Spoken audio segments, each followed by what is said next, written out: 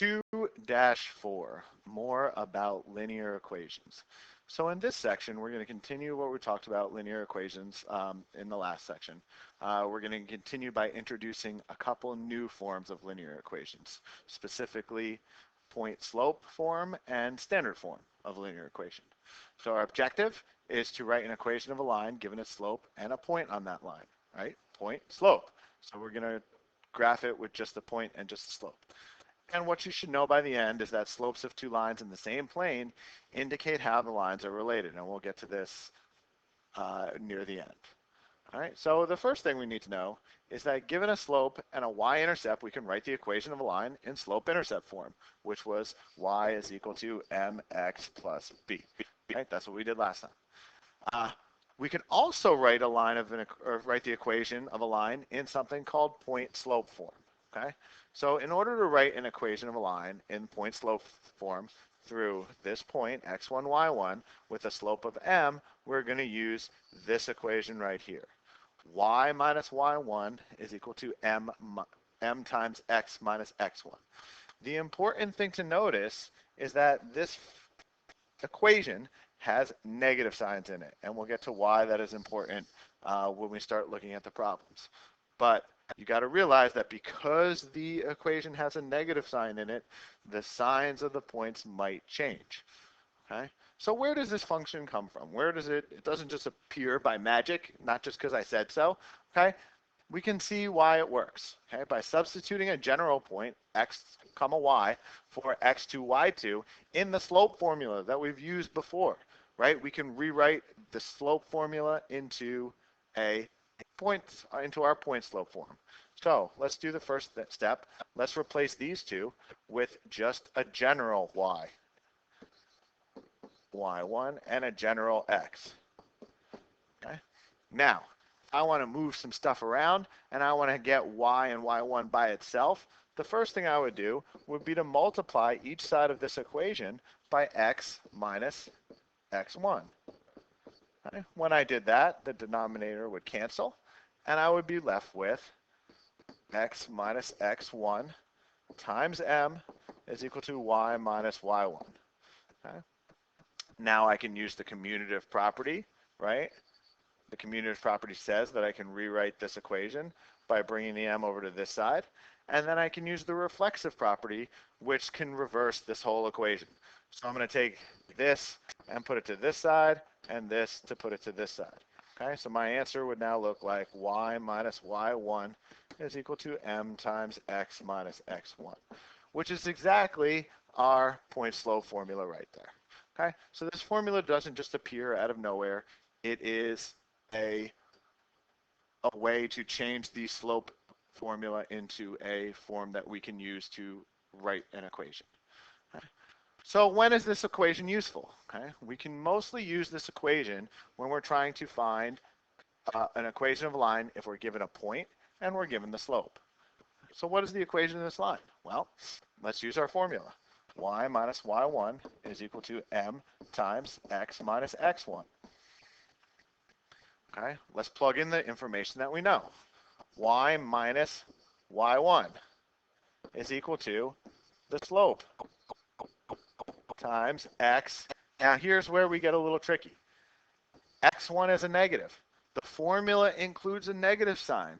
So we're going to plug in -5. So it's going to be x minus -5, and a minus would turn into a plus. So this is what I said when I mentioned that your signs are going to change when you plug in a point. Okay?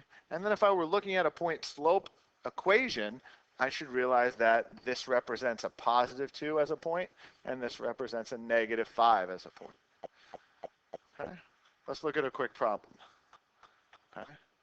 So if I have a point and I have a slope, I can set up my equation. Y minus y1 is equal to -3 times x plus 1, x minus x1.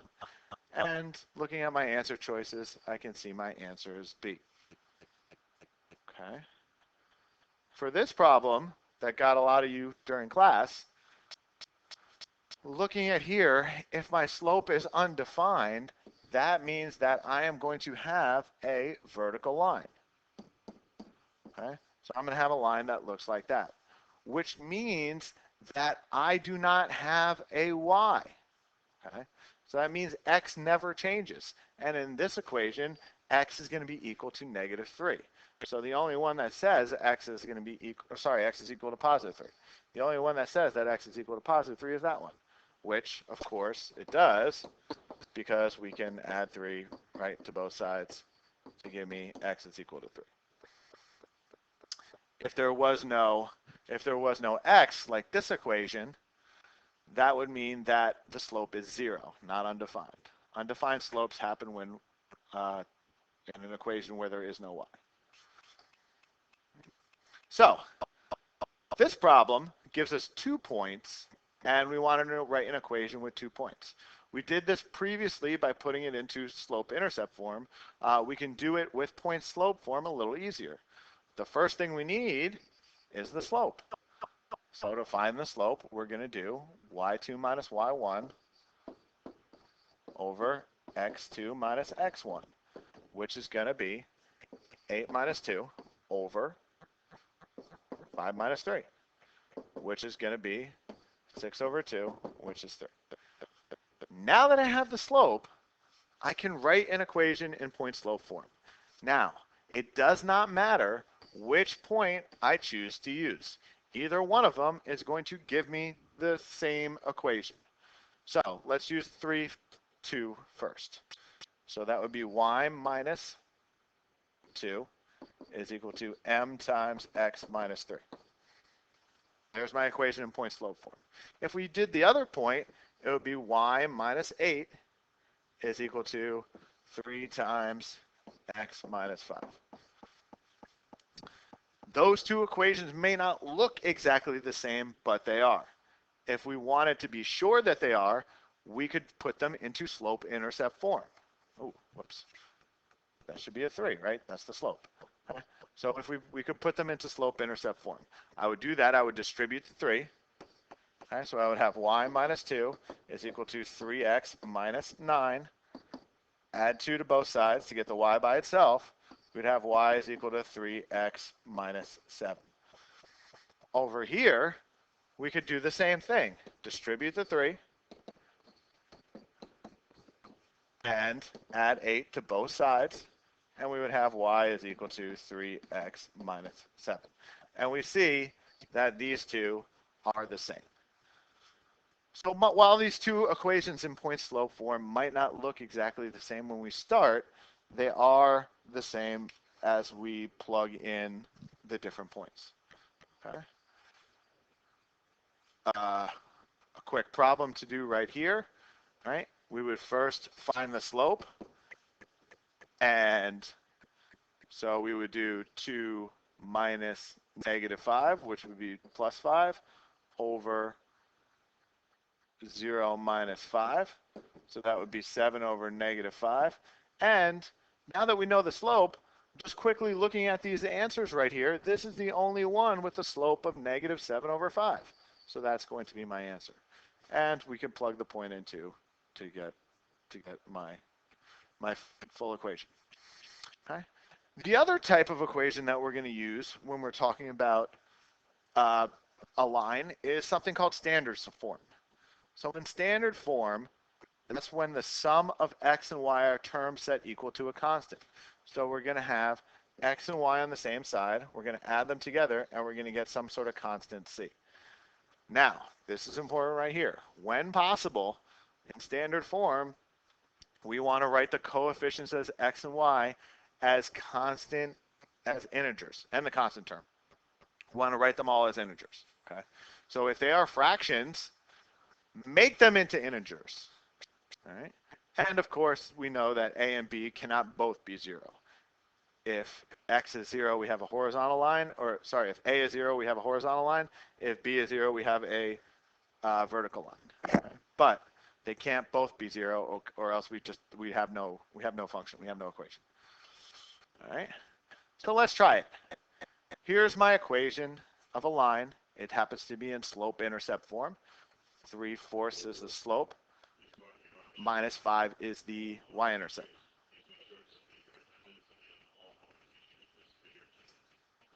Okay?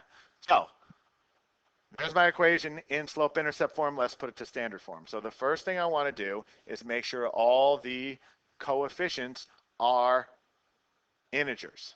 So we have y is equal to 3/4 x minus 5. Okay? I want to take this and I want to multiply everything by 4. So that will clear the fraction. So this gives me 4y is equal to 3x minus 20. Now, I want x and y to be on the same side. That's what standard form is. So we can do minus 3x from both sides is equal to negative 20. And there's my equation in standard form. Now, some questions might want you to put the x integer, you want to have the x integer positive. For this case, we don't have to quite go that far.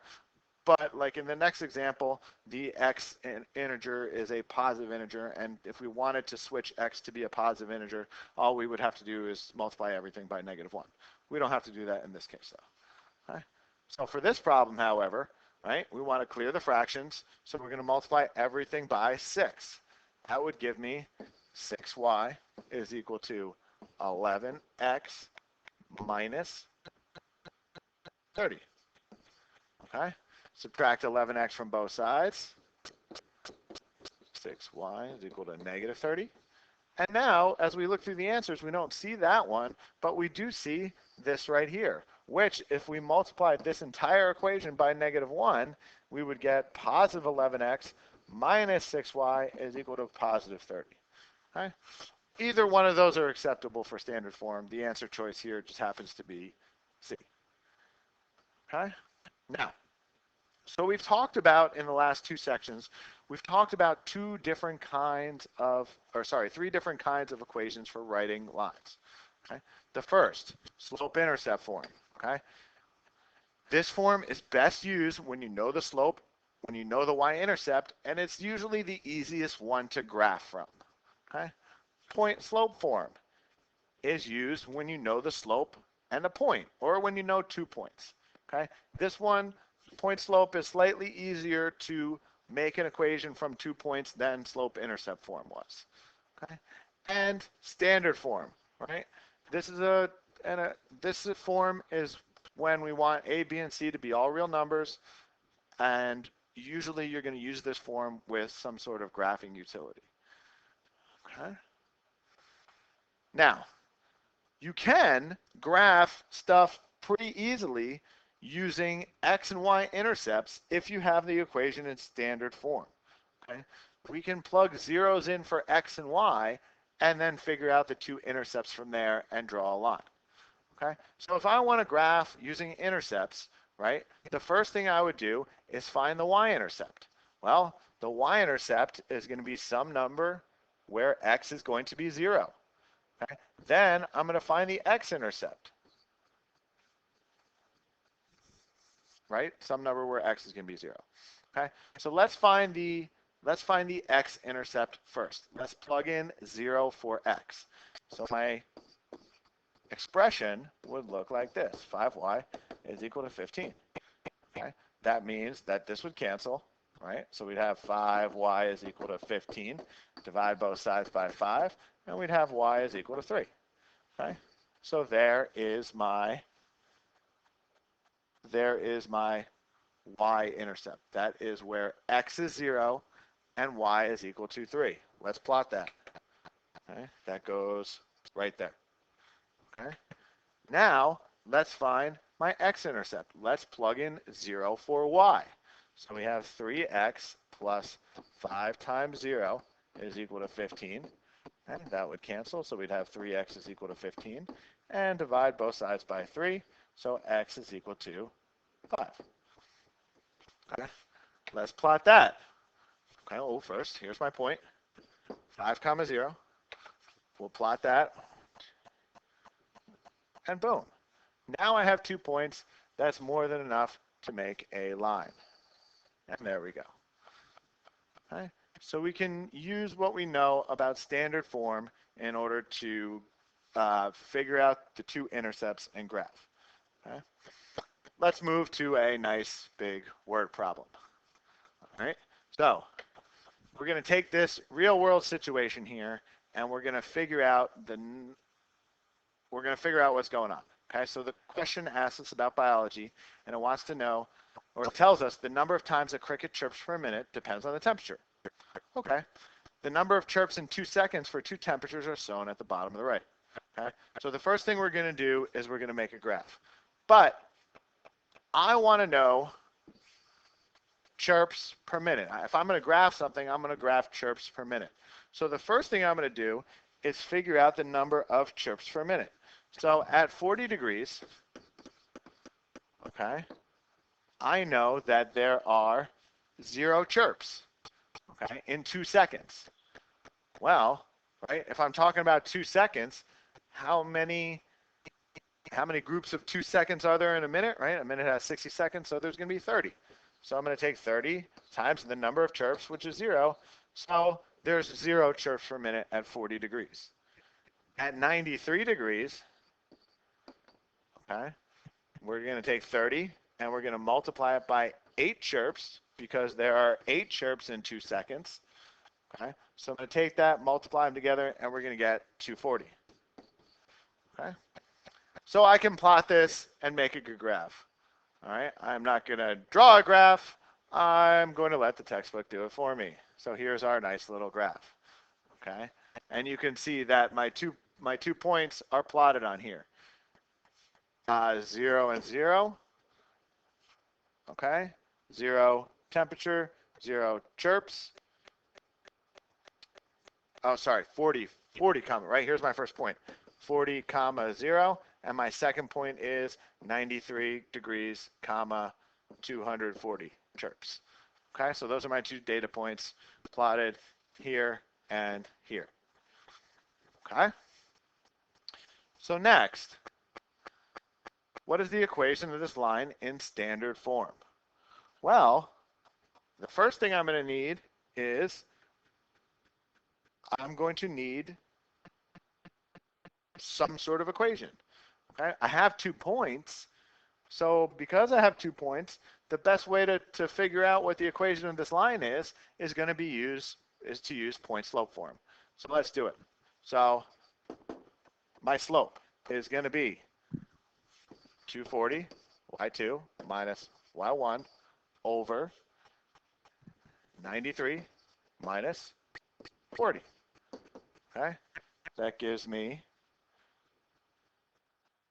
240 over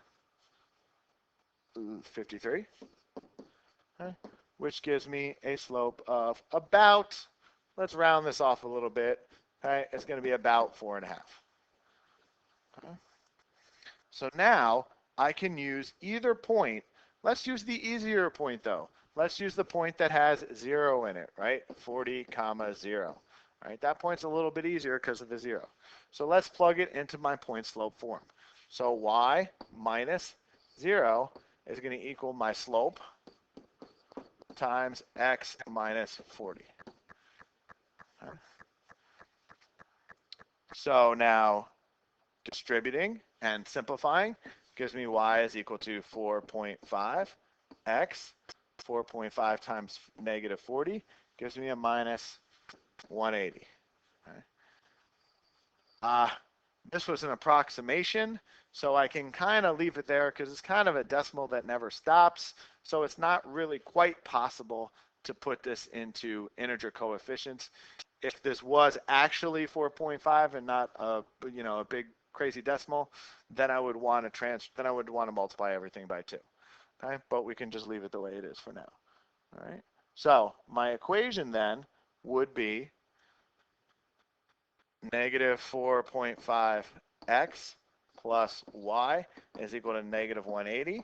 And I can make this a little simpler by multiplying everything by negative 1 to give me 4.5x minus y is equal to 180. Okay, so there's my equation in standard form, right? We only didn't use integer coefficients because it wasn't really practical. So the last part of this is, if the temperature is 70 degrees, how many times would would a cricket be expected to chirp in 1 minute? So first of all, before we even start, make sure your answer is going to make sense, right? At 93 degrees, we had 240. So my answer should be a little bit less than that, okay? Or less than that, all right? So let's solve it. So we know my equation is going to be, let's use slope-intercept form, okay, which was right here. So we have my equation right there, 4.5x minus 180. Okay? And all we have to do is plug in 70 degrees. So 4.5 times 70 minus 180 gives me an answer of 135. Okay? Which does make sense because it's less than the number of chirps at 93 degrees. Okay? So that's a way to use all the stuff we've learned about lines and linear equations in a sort of real-world biology problem. Right? So next, let's talk about two different types of lines and how we can compare them. Okay? Parallel and perpendicular lines. Okay? The important thing to know here is that the slopes of parallel lines are equal to each other. If two lines are parallel, they have the same slope but different y-intercepts. The red line intercepts the y-axis there, the blue line down there.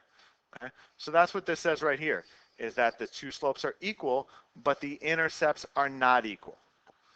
Okay? With perpendicular lines, the slopes of perpendicular lines are negative reciprocals of each other. That means that if you multiply the two slopes together, you would get -1. For instance, if the slope of the first line is 2, the slope of the second line would be -1/2. Okay? If the slope of the first line was 3/4, the slope of the second line, right, we flip the fraction over and make it negative. -4/3. Okay? If the slope of the first line is -1/5, the slope of the second line, flip it over and make it negative. So negative times a negative turns into a positive. So the slope of the second line would be a +5. When you multiply the two slopes together, you have to get -1. Okay? And that's what this says right here. Okay? And that m1 is equal to 1 over -m2, and m2 is equal to -1/m1. Right? m1 and m2 are negative reciprocals of each other. Okay? So with this information, you could figure out the equation of a line parallel to something through a different point or perpendicular to something through a different point. So let's take a look.